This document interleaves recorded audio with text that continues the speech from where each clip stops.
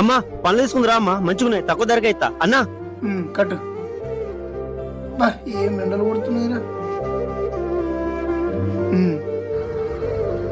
ఇది ఎట్లున్నది? ఎప్పటి నీకైనా తీసుకుంటా. ఏది మంచిదే ఇచ్చిన పుల్లా ఉన్నది.